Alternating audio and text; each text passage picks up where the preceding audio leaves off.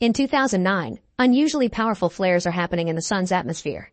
This is noticed by Dr. Helmsley, who travels to India to discuss things with astrophysicist Tsunami. Together they visit a copper mine, where they use an elevator that takes them 11,000 feet underground. In the mine's lab, Satnam shows Helmsley that the current solar flares are the biggest in history and are causing the Earth's core to heat up, which he proves by opening a tank full of boiling groundwater.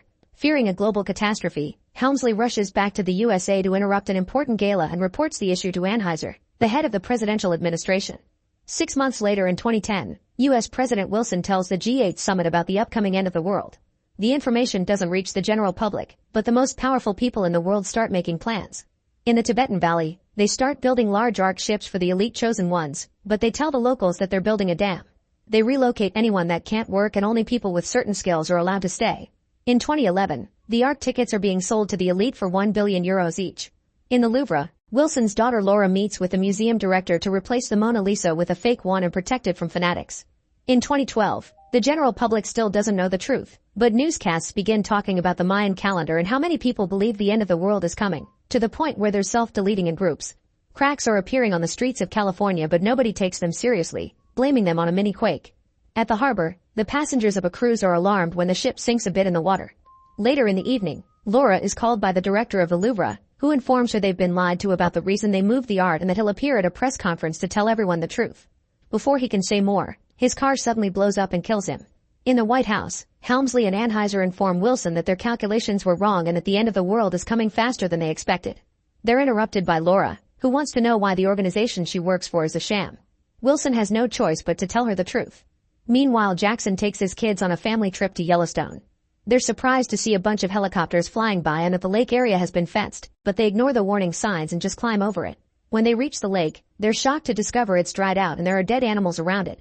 While a weird man called Charlie secretly watches them from the forest, the military arrives and takes the family away to their base. Helmsley tells Jackson that they're geologists investigating what happened to the lake and that the area is unstable, so Jackson should take the kids away. After the family leaves, Helmsley calls Satnam, who informs him he had to seal off the mine and he's been receiving similar data from other countries. The Earth's crust has begun destabilizing, so evacuation must get started. Jackson and his children go to a camping area only to be cornered by Charlie, who wants to know what the scientists say and laughs at the answer as if he knew it was a lie. In the evening, Jackson notices Charlie is broadcasting from his van and listens to his radio show, during which he talks about the upcoming apocalypse. Jackson decides to approach Charlie for more details, and Charlie shows him a silly animation about the Mayan prophecy. When Jackson stays skeptical that such a big secret could be kept, Charlie explains that anyone who tried telling the public the truth died, which he proves with a bunch of newspaper articles. Jackson notices that a professor he used to work with died 2 months ago, and Charlie says that this professor sent him a map with the location of government spaceships.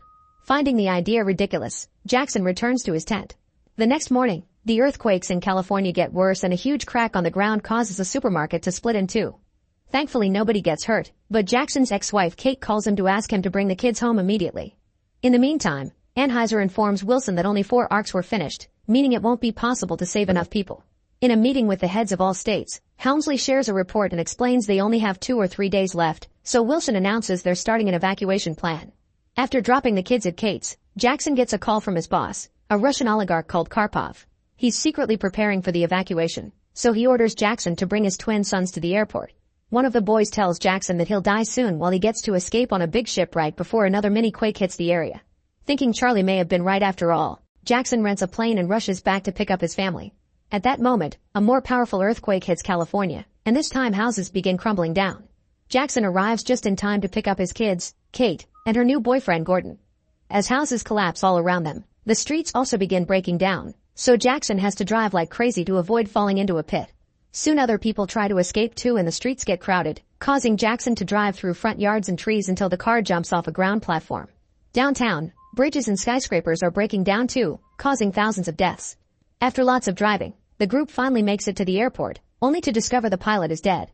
Gordon has taken a few flying lessons but has no experience, so he nervously tries his best and manages to fly the family off right before the airport is destroyed too. Soon most of Los Angeles has gone down and the sea is starting to cover all the cities on the coast. Moments later, the family stops at Yellowstone to find Charlie and his map, but Charlie isn't in the van because he's waiting for the end on top of a mountain. Jackson drives the van all the way to the mountain to find Charlie, only to watch tons of birds fly by and the hills start to sink down. While Jackson goes away in the van, Charlie stays to keep on broadcasting as a volcano erupts and blows up the area. Volcanic rocks begin raining down, killing Charlie and hitting the back of the van.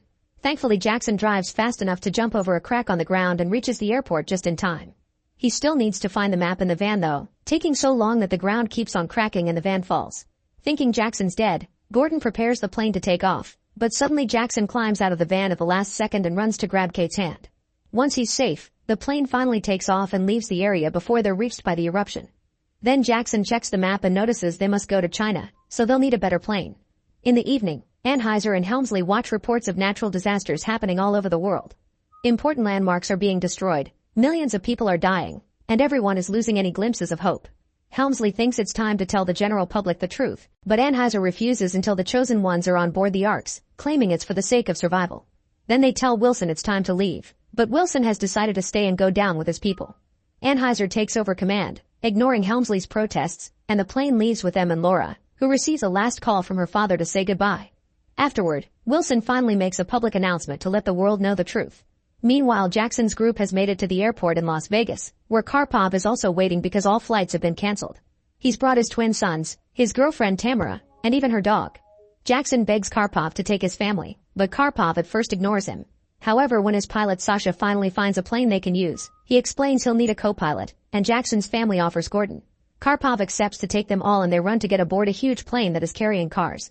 Air traffic control tells them they don't have permission to fly, but Sasha and Gordon work together and manage to take off, dodging a bunch of crumbling buildings and only hitting the top of a tower before they head for China. Moments later when they fly over Hawaii, they're disturbed to discover it's completely covered by lava and there are almost no buildings left standing. In Tibet, a Buddhist monk Nima receives a letter from his brother, who works with the arks and has shared the truth. After getting permission from his master, Nima leaves the mountain and goes to pick up his grandparents. In Washington, D.C., volcanic ash won't stop falling, so Wilson opens the White House for people looking for shelter.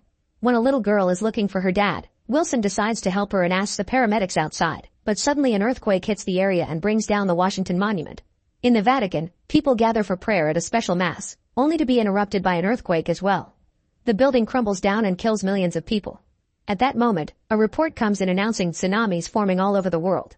A cruise ship in the middle of the sea is flipped over by the strong waves and the workers can do nothing but accept their fate. In Washington, D.C., Wilson wakes up covered in ash among hundreds of bodies, only to watch a tsunami cover the area and kill any survivors from the earthquake, including Wilson himself. Meanwhile, Helmsley discovers that the base with the arks will also be underwater in around 6 hours and that the Earth's crust has shifted a lot. Both poles have reversed their magnetic fields and moved so much that the North Pole is now in Wisconsin. Back to Jackson's group, Sasha announces that the fuel is running out and he'll have to do an emergency landing.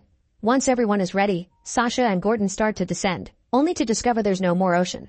Thanks to the continents moving, the plane has ended up in the Himalayas, pretty close to where the arks are being built. Soon the plane loses its engines and flies too low, causing it to shake. Landing will be very difficult, so Sasha asks everyone to get into a car and exit through the cargo area. At first Gordon helps Sasha, but the pilot tells Gordon to join the others. The families go out together in a car that lands safely thanks to the snow, but all the other vehicles fly out and crash. Sasha manages to land the plane, but unfortunately it slides on ice and falls off a cliff, instantly exploding and killing Sasha. At that moment, Chinese cargo helicopters fly by as they carry animals to the arks. Some officers notice the families and land to rescue them, however they only accept those who have tickets. Karpov leaves with his kids and the dog but doesn't take Tamara with him because he knows she cheated on him with Sasha. In fact, he's happy the pilot is dead.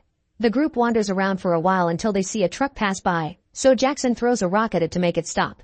The driver turns out to be Nima, who agrees to pick them up.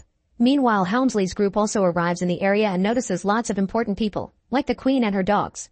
Only 4 arks were finished, but the third one got damaged by the earthquakes, and lots of people like Karpov aren't allowed to board yet. Helmsley and Laura are disgusted to realize that among the important scientists there are lots of rich people with no skills, yet not a single ark worker was given a ticket. When Helmsley gets into his cabin, he notices 10 people can fit there, yet they're favoring luxury. At that moment he gets a call from Tsunami, who reveals no plane picked him up as promised and a tsunami is approaching his town, so he says a final goodbye before dying with his family. Afterward, a panicking Helmsley rushes to check the new data and reports that they only have half an hour before the wave hits the arks. Outside the base, Nima arrives with the group, but his brother Tenzin refuses to receive anyone other than his family. Kate begs them to at least take the children, but the grandmother scolds Tenzin and convinces him to take everyone. The arks are getting ready to leave and some people realize the workers couldn't fix the damaged ship, so the passengers of that ark are being left behind.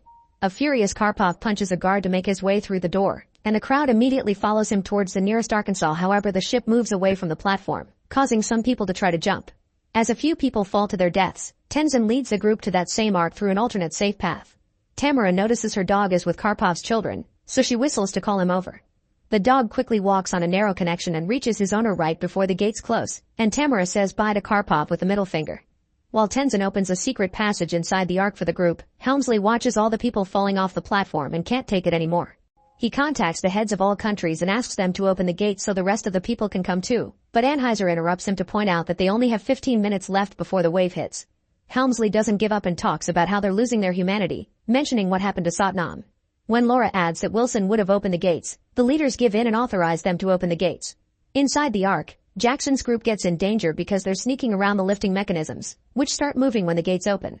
Tenzin and Gordon are pushed off and barely manage to hold on to the edge, but the spinning gears are hiring Tenzin's leg. Jackson rushes to help them and brings Tenzin back up, but unfortunately Gordon slips off and is ground to death by the gears. Jackson almost gets crushed too, but the cable they use to hold on gets stuck in the mechanism and jams it. The gate doesn't fully open, but it's still enough for the crowd to rush inside.